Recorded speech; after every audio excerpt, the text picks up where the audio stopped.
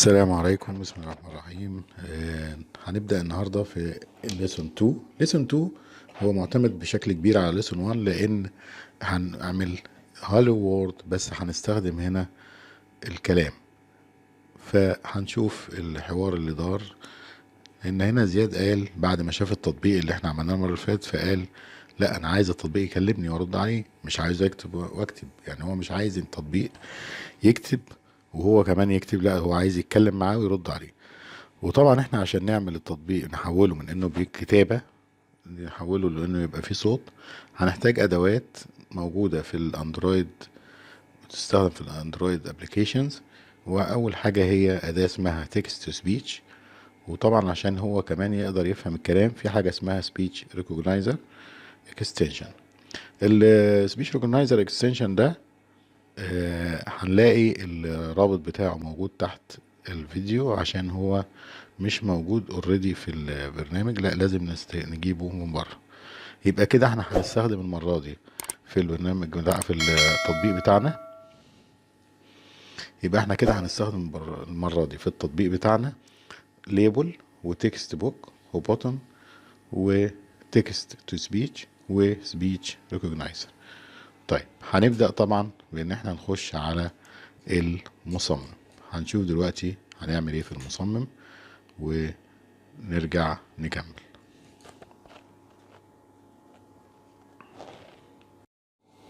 وهنبتدي دلوقتي في منطقة الديزاينر.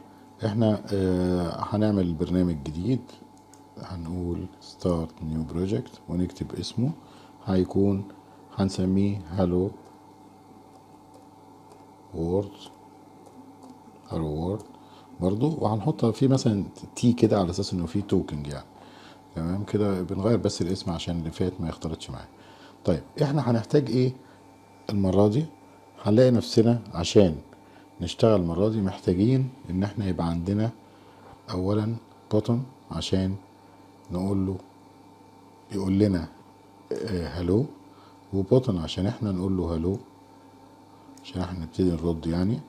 وهنعوز كمان نجيب السبيكر اللي هو هيكون تكست تو سبيك. يعني تكست تو سبيك ده بيجي من عند الميديا، هنيجي نلاقي فيه تيكت تو سبيتش. طيب في هنا هنلاقي مكتوب هنا سبيتش ريكوجنايزر، بس احنا مش هنستخدم ده لان ده بيعتمد على جوجل وبيغير لنا شكل السوفت وير او شكل الابلكيشن اللي هنعمله. احنا اللي هنعمله هنجيب الاكستنشن، وهنجيب الاكستنشن من عندنا من على الجهاز، هنكون عملنا له داونلود وانا سايب الرابط بتاعه تحت الفيديو، فانت حضرتك هتجيبه من الرابط. هنلاقيه عامل زي كده، ونبتدي نجيبه نقول له اوبن وامبورت كده، هيبقى موجود. اول ما يبقى موجود هيظهر دلوقتي، اقوم سحبه على منطقة العمل. كده بقى كل الحاجات اللي انا عايزها موجودة عندي بوتن وبوتن وتكست تو سبيتش وسبيتش ريكوجنايزر. ممكن نضيف حاجة جمالية كده، ان احنا نضيف صورة على اساس ان ده شكل الروبوت اللي بيكلمنا او شكل الجهاز اللي بيكلمنا، فهنجيبها من اللي اوت. هنلاقي في اليوزر انترفيس هنلاقي الصورة، ممكن نحطها هنا. ودلوقتي هنبدأ نشوف ازاي الصورة ندخلها. بنيجي هنا بنلاقي في ابلود فايل، ده عشان الصورة دي جاية من بره، فبنعمل ابلود فايل ونختار صورة من الجهاز بتاعنا، اي صورة تنفع تكون لها يعني علاقة بالموضوع، او هنجيب اي صورة من الداونلود اهي. الصورة دي مثلا شكلها روبوت اللي هي صوفيا. تمام، وخلاص احنا كده ايه دخلنا الصورة ظهرت هنا. بروح عند الايمج واجيله اقول له ان انا عايز دي تبقى الصورة فين، في بيكتشر نون، لا بفتح كده هلاقي الصورة موجودة واقول له اوكي. كده انا بقيت ايه حطيت الصورة. طيب الصورة دي عشان تنفع تبقى واخدة مكان مناسب بنقول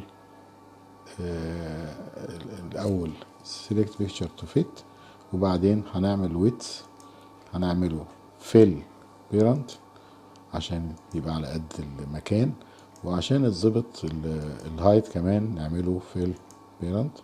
يبقى كده الصورة هتملى المكان وهي بنفس الايه الابعاد بتاعتها. طيب الصورة عشان تبقى لطيفة نخلي الخلفية ممكن نسيبها بيضة او نخليها سوداء على حسب خلفية الصورة. هنا الصورة دي اساسا ترانسبيرنت، يعني هي ملهاش خلفية اصلا، فاحنا ممكن نختار خلفية بلاك مثلا. باك جراوند كلر هنخليه بلاك. تمام كده هيبقى الصورة زي ما انتم شايفين. طيب احنا عايزين الحاجة الزراير دي تيجي في النص، يبقى احنا هنيجي على سكرين 1 زي ما احنا، ونختار ان ده يبقى سنتر، وممكن ده برضو يبقى سنتر عشان الصورة تيجي في النص لان هي جاية في النص اصلا. كده تمام، يبقى احنا كده ايه، الصورة اهي في النص، والفيرتيكال الاين والهوريزونتال الاين. طيب كده تمام. طيب الزراير دي احنا عايزين نسميها، ده الزرار اللي هيخلي صوفيا تتكلم، فاحنا هنسميه صوفيا. هنيجي هنا نختار الزرار، ونيجي عند التكست ونكتب اسم صوفيا، او اسم اي اسم يعجبك، اسم الروبوت اللي انت عايزه يعني. ادي صوفيا عشان هي مشهورة يعني، يبقى اتفقنا عليها. وممكن هنا نسميه برضو الزرار ده صوفيا او اس او اي حاجة، او نبقى عارفين ان بوتن 1 بتاع صوفيا. تمام، ممكن تسميه او لا، فانا هسيبه خلاص. ده البوتن 1. طب عايز اغير لونه مثلا ايه، اخليه لون شبه صوفيا كده، فباجي على الكلر بتاعه واقول مثلا انه ايه، مثلا كده. والكتابة كده مثلا اكبرها واخليها 20، عادة بخليها 20. وخلاص كده احنا بقينا ايه، عاملين اللون بتاع التكست. برضه ممكن اغيره، ممكن اخليه فاتح شوية عشان هي الخلفية غامقة، بقت كده. طيب والزرار التاني اللي هو البوتن 2، انا اللي هستعمله، فانا هسميه مي مثلا او باسمي انا، يعني لو انت اي اسم كده سميه باسمك. ده مي، خلاص. ده مي برضه هنخلي الكلر بتاعه فاتح عشان هنخلي الخلفية بتاعته غامقة شوية، ولتكن مثلا ريد. خلاص يبقى احنا عملنا كده. ده ايه كده، وممكن نكبر الخط بتاعه نخليه 20، وممكن نخليه بولد كمان.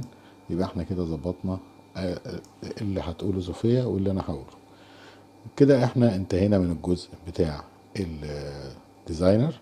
زي ما انتم شايفين شكله لطيف يعني، وممكن طبعا انت تختار بقى صورة تانية او حاجة تانية. نخش على البلوكس. بالنسبة للبلوكس هنبدأ بان احنا نشوف هو ايه اللي احنا عايزينه. احنا عايزين الاول لما ندوس على زرار صوفيا، صوفيا تتكلم. الزرار ده بتاع صوفيا لما ادوس عليه هي تتكلم. تمام، يبقى انا هجيب زرار صوفيا. فين زرار صوفيا؟ بوتون 1. ماله؟ وين بوتون 1 كليك. لما يتداس عليه يحصل ايه؟ يحصل ان صوفيا تتكلم، يبقى محتاجة التكست يتحول لايه؟ لسبيتش. اجيب تكست تو سبيتش واقول كول تكست تو سبيتش. هجيب تكست سبيتش. طب ايه المسج؟ المسج دي يعني تكست، يعني كلام يتجاب من تكست فاضي عشان احنا اللي هنقوله، احنا اللي هنكتبه. طيب هنكتب ايه؟ هتقول مثلا hello what's your name.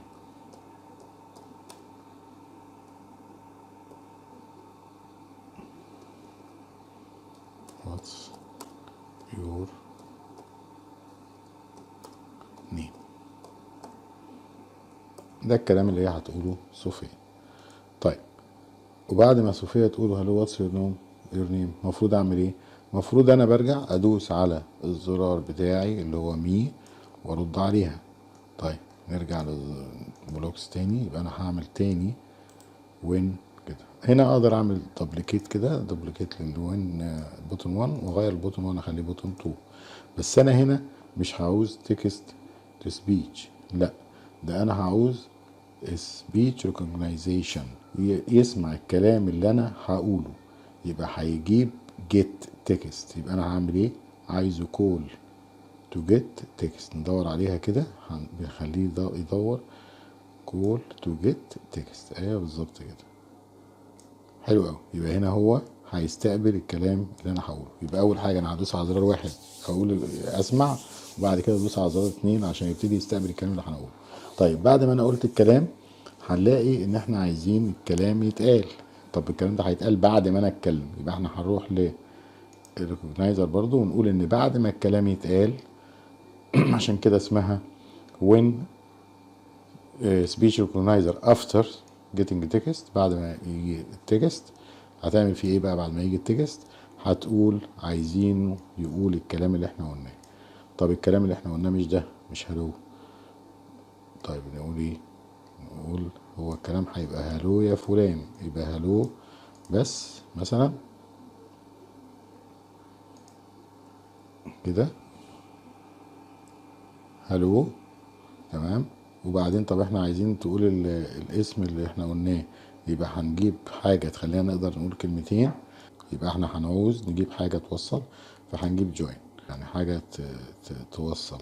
ونقول ان اول حاجة هي هلو، وتاني حاجة هو الحاجة اللي جت، النتيجة اللي جت من الجيت تكست، يعني هي ريزلت. طب هي جيت ولا سيت؟ هنبص كده في جيت وفي سيت. لا احنا جيت عشان احنا هناخدها من اللي اتقال مش هنقولها. الزرار الاولاني بوتن 1 هيجيب الصوت بتاع صوفيا تقول هالو واتس يور نيم، وبعدين الزرار التاني هيديني فرصة ان انا اتكلم وهو يتلقى ويعمل ريكوجنايزيشن للكلام، وبعد كده يقوم منفذ الاتي بعد الكلام، يقوم جامع الكلام اللي انا قلته مع كلمة هالو من عنده ويقول هالو فلان اللي هي كلمة ريزلت. طبعا هنا مش محتاجين اقول لكم اي كلمة هتقولها بعد ما تدوس الزرار التاني هيتقال بعد هالو، لان هو احنا مش عاملينه دلوقتي بيقدر يعرف اذا كان اللي انت قلته ده اسم ولا مش اسم. في مراحل متقدمه هنديله اوبشن ان هو يقدر يحدد ان اللي انت قلته ده ينفع يبقى اسم ولا لا، بس في الوقت الحالي احنا يا دوب هنقول له الاسم يقوم مكرره. ولذلك في كمان اضافه ان الزرار التاني ده انت ممكن تدوس عليه وتقول اي كلمه هيقوم قايل هالو الكلمه دي. تمام.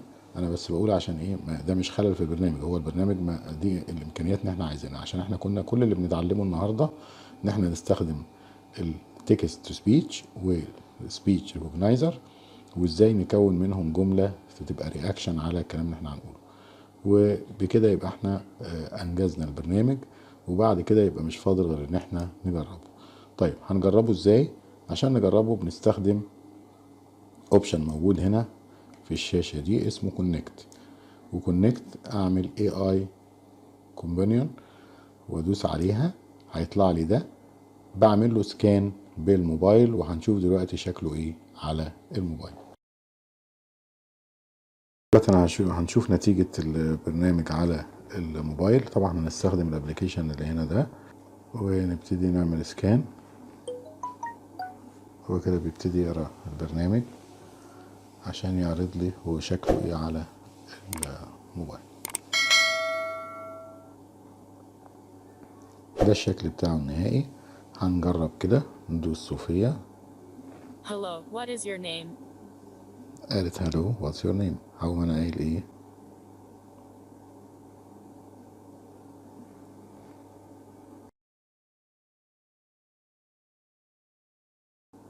Hello, Helmet. تمام. هو طبعا الاسامي العربي هتبقى بالنسبه لها صعبه، فاحنا ممكن مثلا نجرب في اسم اجنبي. هنقول مثلا صوفيا تاني. Hello, what is your name?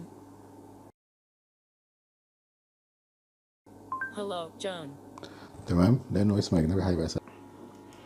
وبكده نكون انتهينا النهارده من الفيديو بتاعنا. لنا لقاء بكره ان شاء الله مع كود for 5 minutes a day.